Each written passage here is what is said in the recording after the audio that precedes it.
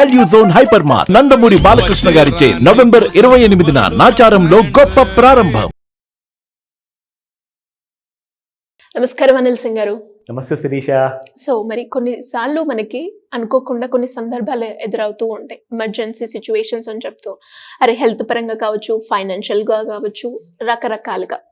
Reason ఏమైప్పటికైనా sir, కొన్నిసార్లు మనకి ఫైనాన్షియల్గా అవసరం ఉంది అనుకున్నప్పుడు మన దగ్గర దాచుకున్న డబ్బుని మనం తీస్తూ ఉంటాం. అండ్ ఇన్ని రోజుల పాటు మనం గోల్డ్ వీడియోస్ చేసినప్పుడు గోల్డ్ మనకి ఎప్పుడు లాభంగా చూపిస్తుంది రిజల్ట్స్ పరంగా అని చెప్తూ ఉంటారు. కాబట్టి ఎమర్జెన్సీ ఫండ్లో కనుక మనము గోల్డ్ని యాడ్ చేస్తే ఎలాంటి ఇంపాక్ట్ ఉంటుంది, దానివల్ల మనకి ఫ్యూచర్లో ఎలా సేవ్ చేసుకోవచ్చు అంటారు? ఇది చాలా పెద్ద సీరియస్ విషయం అండి మీరు అడిగిన ప్రశ్న.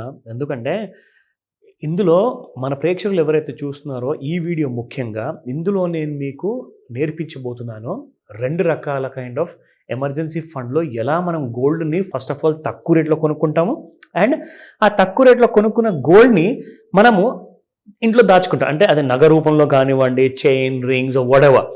సో అలాంటి నగల్ని మీరు తక్కువ రేట్లో కొన్న తర్వాత దాన్ని మనము రెగ్యులర్గా వాడుకోవడానికి, అంటే ఏదో ఫంక్షన్లో ఏదో కైండ్ ఆఫ్ మంచి సెరమనీ ఉన్నప్పుడు ఆ టైంలో వేసుకునేడానికి తీసుకుంటారు. అలాంటి గోల్డ్ ఇన్వెస్ట్మెంట్ చేసిన తర్వాత చాలామంది ఏమనుకుంటారంటే gold investment is a dead investment అంటారు. కానీ నేను నిజంగా చెప్తున్నాను, దాన్ని మీరు వర్క్ మార్చేయండి. It has to be called as a life investment, not a dead investment. ఎందుకంటే ఇది మీకు మళ్ళీ 2 టైప్స్ ఆఫ్ క్రైసిస్లో చాలా పనికి వస్తుంది. ఒకటి మీరు అడిగినట్టుగా ప్రశ్నలో హెల్త్ పరంగా చూసుకుంటే చాలా ముఖ్యమైన ఏంటంటే హెల్త్ ప్రాబ్లమ్స్ చెప్పి రావు. దాని ఏవైతే సిమ్టమ్స్ ఉంటాయి కదా, అది మనం జనరల్గా మనం గుర్తుపట్టలేం. ఎందుకంటే అందరూ డాక్టర్స్ కాదు కదా. మనమందరం మన జీవితంలో ఒకరు ఇంజనీర్ ఉంటారు, ఒకరు అకౌంటెంట్ ఉంటారు, ఒకరు కైండ్ ఆఫ్ కోచ్గా ఉంటారు, ఇంకొకరు వేరే ప్రొఫెషనల్ ఉంటారు.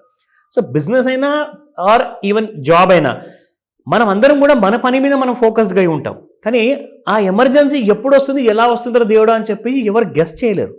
సో హెల్త్ పరంగా జనరల్గా చూసుకుంటే ఎంతోమంది ఏం చేస్తారంటే ఎక్కువగా రియల్ ఎస్టేట్లో ఇన్వెస్ట్మెంట్ చేయని చెప్తారు. ఎందుకంటే గోల్డ్ లేదా రియల్ ఎస్టేట్ అని చెప్పేసి ఆలోచిస్తారు. కానీ సడన్గా ఎవరికన్నా ఇంట్లో హార్ట్ అటాక్ వచ్చింది, ఒక ఎమర్జెన్సీ యాక్సిడెంట్ అయినప్పుడు, ఎమర్జెన్సీ సిచ్యువేషన్ ఉంది, బ్లడ్ కావాలి, ఆపరేషన్ చేయాలి, సర్జరీ ఉంది, అప్పుడు మీరు కనీసం ఒక 10-15 లక్షలు ఖర్చు అవుతుందని చెప్పి తెలియగానే ఎలా ఫీల్ అవుతారండి? How once react? ఎందుకంటే మీ దగ్గర ఒక 30 లక్షల వర్త్ బంగారం ఇంట్లో ఉంది, అదే మీకు ఎమర్జెన్సీలో తీసుకెళ్ళి వితిన్ 5 మినిట్స్లో మీరు తాకట్టు పెట్టేసేసి దాన్ని మీరు ఎన్కాష్ చేసుకోవచ్చు. సో దట్స్ హౌ మీకు ఇమ్మీడియట్గా ఒకలాంటి ఎమర్జెన్సీ క్రైసిస్ని మీరు సాల్వ్ చేసుకోవచ్చు. ఇకపోతే రెండోది ముఖ్యమైన విషయం ఏంటంటే జాబ్స్ అండి. ఇవాళ రేపు కాంపిటీషన్ చాలా అయిపోయింది. ఎప్పుడు బెంచ్ మీద కూర్చోబెడతారన్న గ్యారంటీ లేదు. ఐటీ ఎంప్లాయీస్ కానివ్వండి, ఈవెన్ నాన్ ఐటీ ఎంప్లాయీస్ కానివ్వండి, మన సొత్తు కాదు. ఎందుకంటే జాబ్ ఏంటంటే మనకున్న టాలెంట్ బేసిస్ మీద మనం సంపాదించుకుంటాం. కానీ సడన్గా ఎప్పుడైనా కంపెనీ లాస్లో వచ్చింది, లేదంటే ఆ కంపెనీలో మనకు ప్రోగ్రెస్ అనేది లేదు, కంపెనీ ఇమీడియట్గా మనకు ఎగ్జిట్ అవ్వమని చెప్పింది, అంటే తీసేసింది అనుకోండి, అలాంటి సమయంలో మనకు పనికి వచ్చేది when you don't have a job, when you are sitting at home as an unemployed guy, ఆ టైంలో మనకు పనికి వచ్చేది ఎప్పుడు కూడా ఆ బంగారమే. తీసుకెళ్తారు, తాకట్టు పెడతారు. మనకు ఎప్పుడైతే మళ్ళీ తిరిగి జాబ్ వస్తుందో దాని తర్వాత ఇంట్రెస్ట్తో పాటు, జాబ్ రానంత రోజులు మీరు ఇంట్రెస్ట్ కడతారు, కానీ జాబ్ వచ్చిన తర్వాత ఏం చేస్తారు, కాసంత ప్రిన్సిపల్ వైపు అండ్ మిగతాది ఇంట్రెస్ట్ వైపు మీరు కట్టుకుంటూ వెళ్ళిపోయేసి మళ్ళీ మీ గోల్డ్ని తిరిగి ఇంటికి తీసుకెళ్ళిపోతారు. కానీ ఎమర్జెన్సీ ఫండ్ అన్నప్పుడు అదే ఒకవేళ మీరు క్యాష్ మీ ఇంట్లో ఉంచుకున్నారనుకోండి, 30 లక్షల క్యాష్ అంటే దాన్ని వాడుకునే దురద అనేది అందరికీ ఉంటుంది. ఎందుకంటే క్యాష్ ఉందనుకోండి, ఒక పెద్ద టీవీ కొందాము, ఒక కార్ కొందాము, లేదంటే ఒక వేస్ట్ ఎక్స్పెండిచర్ అనమాట. ఎందుకంటే అది యాక్చువల్గా ఎమర్జెన్సీ ఫండ్లో ఉంటుంది. నెక్స్ట్ మంత్ మనకి ఇంకా కొంత డబ్బు వస్తుంది కదా, అది మనం అప్పుడు దాంట్లో మళ్ళీ ఎమర్జెన్సీ ఫండ్లో తిరిగి వేసేద్దాం అని చెప్పే ఉద్దేశంతో తీసుకుంటారు, వాడుకుంటారు. కానీ క్యాష్ ఉండడం వల్ల ఏంటంటే దాని మీద మీ కంట్రోల్ ఉండదు. మీరు ఎప్పుడైనా వాడేసుకొని ఆ అవుట్ ఆఫ్ టెంప్టేషన్ వల్ల మీరు సఫర్ అవుతారు ఎమర్జెన్సీ సిచ్యువేషన్లో.